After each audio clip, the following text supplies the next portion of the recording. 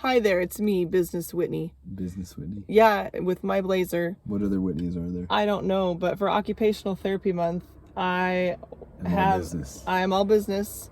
And I wanted to ask Dexter some questions about OT. I feel like OT Month is about outreach. So, Dexter, question 1. What is occupational therapy? It's how it's how you occupy your time. An occupational therapist's goal is to help you do the activities in your life that you enjoy and help you do them effectively at low energy costs. There you go. That's a pretty good answer.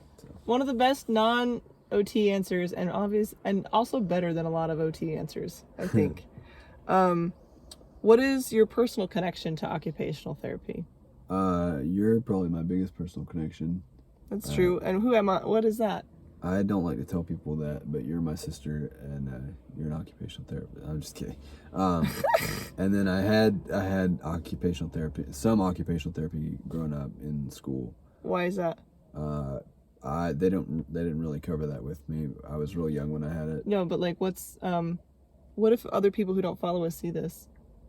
Like, why would you get occupational therapy in school? Oh, I have cerebral palsy. Okay. Yeah, okay. I have cerebral palsy, which affects my ability to, my communication from my brain to my legs is a little wonky. That's true. With some other stuff, but plus some other potpourri something. So what did your therapist work on and why when you had OT in school? What I remember most is one of them trying to get me to tie shoes a lot and just having trouble with it. Granted, my memory is not the best. That was the most traumatic part. But that's probably the one I remember. Yeah. How much did you have to try to tie shoes? I remember we would do it for they'd keep me for half an hour, and she would just have me try over and over, and I just never could get it. And I was like, oh my. Do you tie your shoes today? Not if I can help it. I'm not sure that she ever taught you. I don't like to do it. I don't think you know how. Like, I don't know if you. I mean, you showed me how to tie. I've showed you a couple times, but I don't. But it's not like she ever was successful. Is what I'm saying. Like, why did she keep doing it if it wasn't meaningful to you and wasn't? You know what I'm saying? I don't know. I was really young at that point. I understand. So, would you say that's your most vivid memory from OT? That's my most vivid memory, and I feel really bad because I remember some of my occupational therapists, but that one specifically is the one that sticks out. Mm-hmm. Do you remember? Could you tell us any good memory from OT? I think doing the dolphin training thing was pretty cool, but I don't know if that would be considered an OT thing or not. Probably not. When you got to swim with the dolphin? No, I have no. What about when you had OT in school? Did you have? Because I was friends with your other therapist. I don't think she was the one that made you tie the shoes. No, I just don't remember what we did. You just don't remember what we did. I don't know. That's the truth, you guys. And so that's what I kind of want to talk about this OT month. I feel like we really miss client voices during Occupational Therapy Month. I feel like there's a lot that we can learn from our clients, and then there's a lot as clinicians that we should be outreaching to the people that we could be serving, the people we could be working for, if that makes sense. So that's my goal for OT month this month. On that note, could you give one positive from the time you were in OT, one negative, and then one piece of advice for therapists? One positive, I think OT generally focuses on more practical things, and I think if you can find something the person you're working with is, I guess I'm getting into advice. No, it's great. If you can find something that the person you're working with finds value in and bring it to a practical level, you could really knock out what you're trying to do. Mm-hmm. One positive, one negative. One negative, and this is for therapy in general. This is not an OT specific thing. I don't think most therapists view their job as a therapist in tandem with the person they're working with. What do you mean exactly? They see themselves as the one with all the answers, the one that has I'm here to make sure you understand what you need to be doing. It's that kind of mentality, instead of being like, all right, I'm working with this person. What do they want to do? How can I help them achieve their goals? Mm-hmm. It's a small difference in mindset. Yeah, I agree. So you feel like a more active participant in my own therapy. Yeah, and you want to feel like you're kind of in charge of your own stuff. Okay, and I guess that's the advice also. Or did you want to give a piece of advice too? if you're doing OT and you're not thrilled with it, people need you. It's not really advice, but we need, like, I needed OT more than I realized, and I think the OT in general is underserved in the school system. That's the truth. Mic drop. Anyway. So that'll be it for this. I think we'll keep talking and put some of it on YouTube, but this will be it for the Instagram video. See you guys. Bye.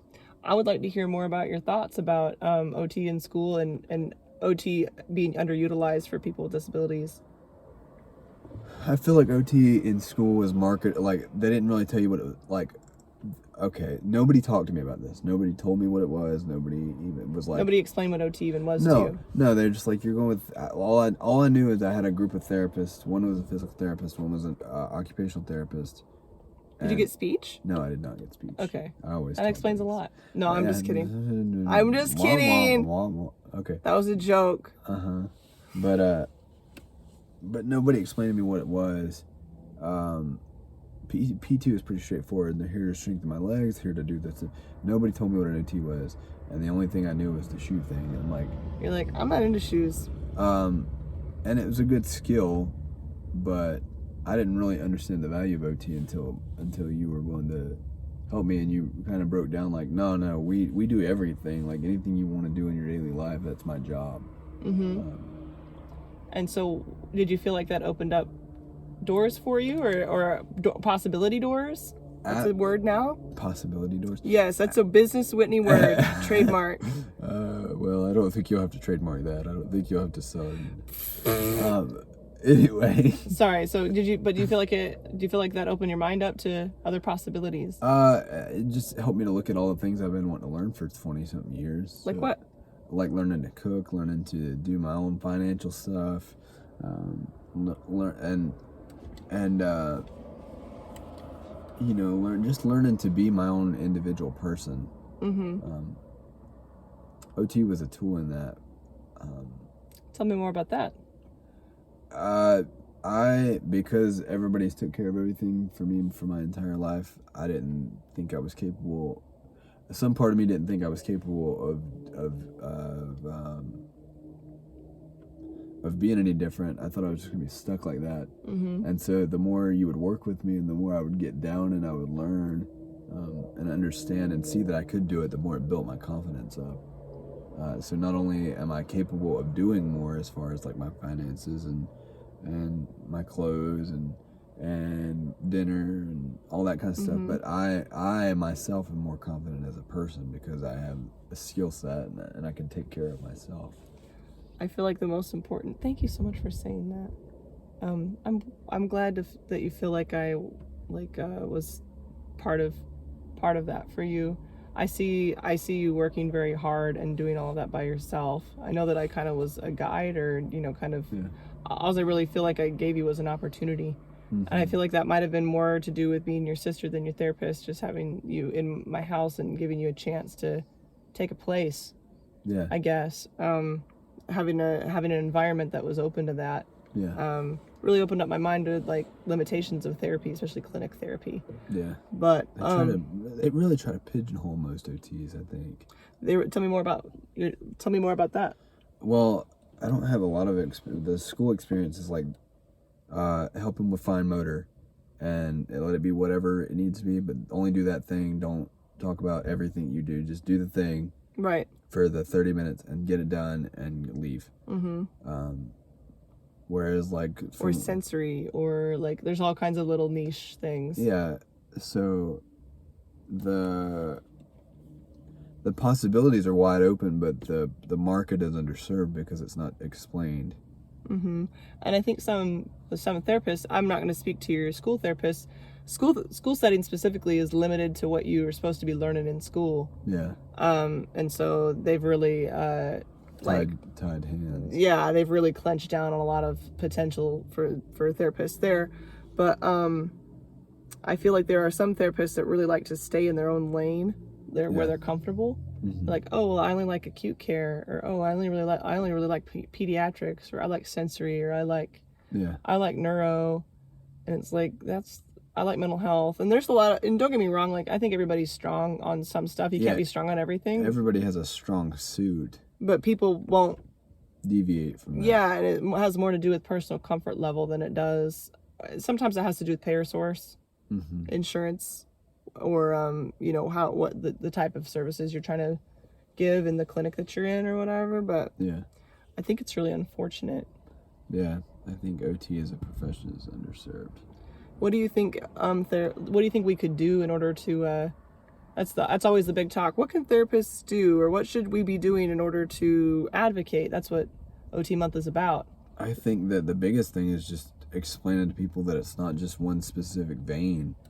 You got to understand, at least in my experience, the only experience I had was school. Right. And it was a very specific vein. Do this thing. So tie a shoe. So I did shoes. The shoes. Okay. So I didn't have any idea what I could actually be learning, and if I had an idea, and honestly, I didn't have OT once I got up into like middle school and high school. But right. At that point, if I would have had it and I would have understood, like this is what they're supposed to be doing, I could be like, well, I've been wanting to learn this, and I've rented this here, and there's some things that only we could have done because we're siblings and because I live in your house. Right. But there's also things that I could have learned earlier. Yeah. And if I'd have known to ask, maybe things would be a little bit. I'd be a little further along. Who got your note taker and stuff in school? How did that come about? I think that was a what do they call it? Accommodations meeting at the school or whatever. Yeah, but who recommended that? Your mom or someone else? I just told them I was having I can't take these notes. So you did it. It was like, well, yeah, I did it because I was gonna die otherwise. Yeah. So academically speaking, yeah. And they never gave you voice recognition. I don't know if that was a thing back then. They recommended it, but I don't think it was as widely done. I think it depends on the district still, honestly. But I'm just curious. Those are the types of things. If someone has trouble writing or something, an OT can be the one to say, you know what, that person probably needs an accommodation there. And I feel bad because I probably had a lot more OTs than I remember.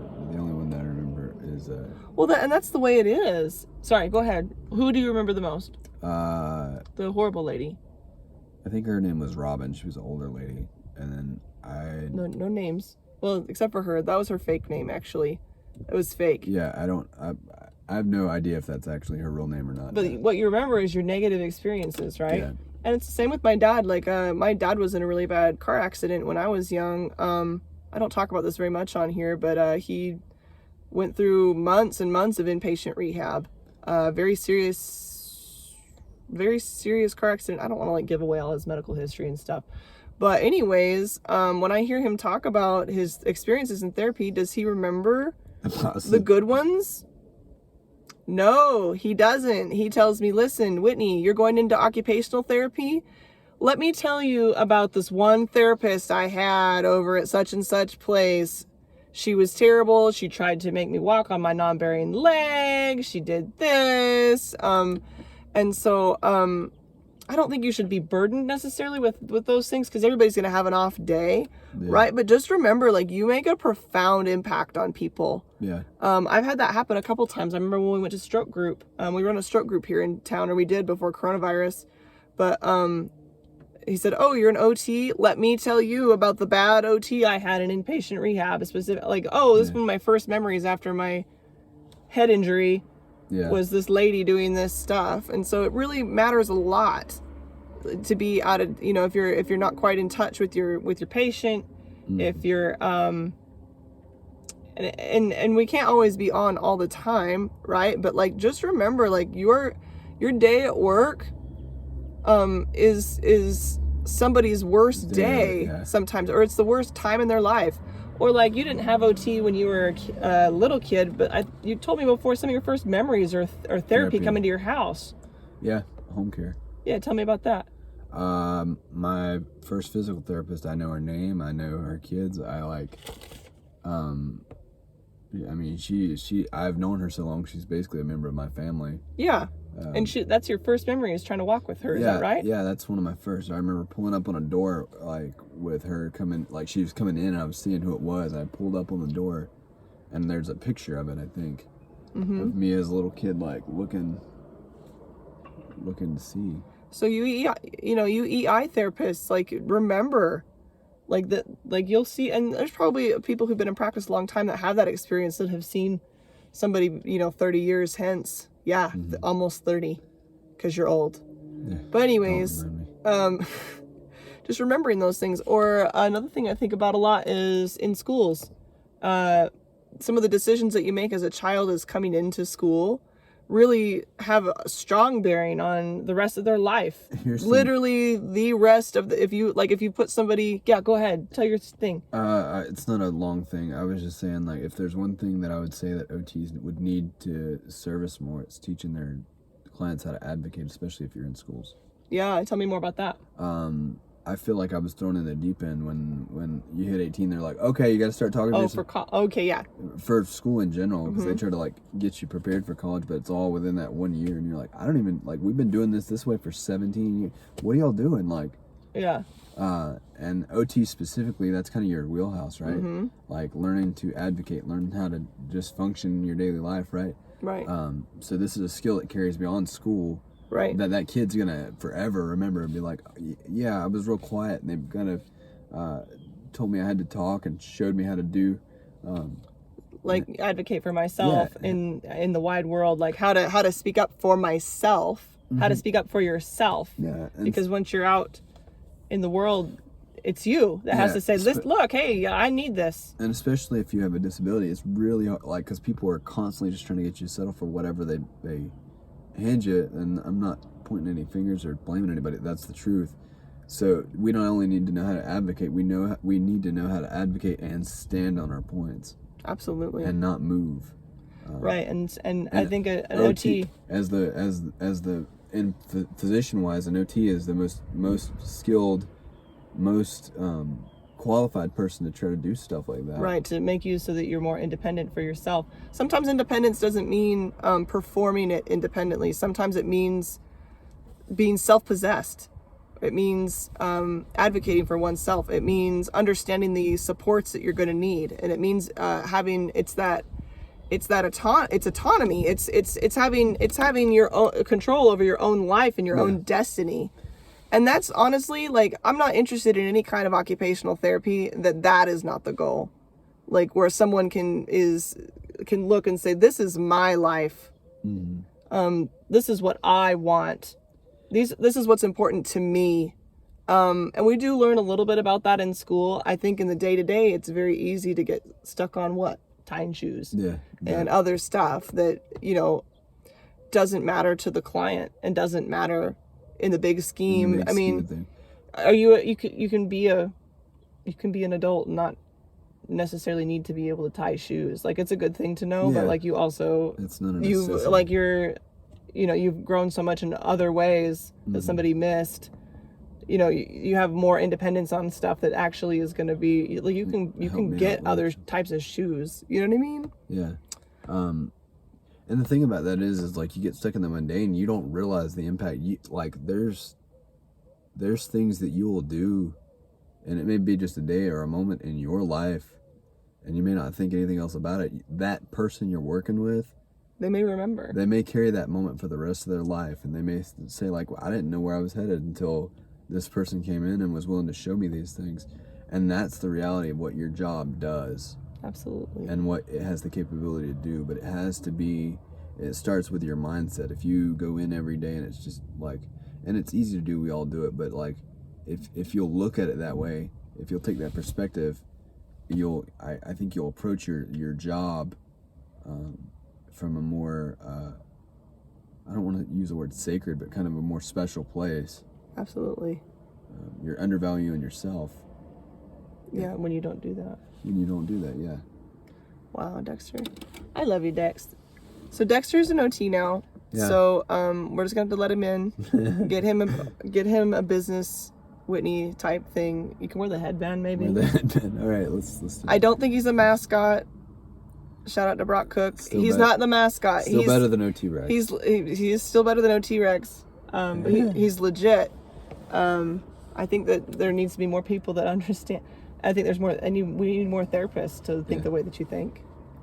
That's it, though. it's all we've got now. Like, we're done with this video. This has been a successful video. It's getting too hot out here. Love you guys. Thank you. Bye. Bye.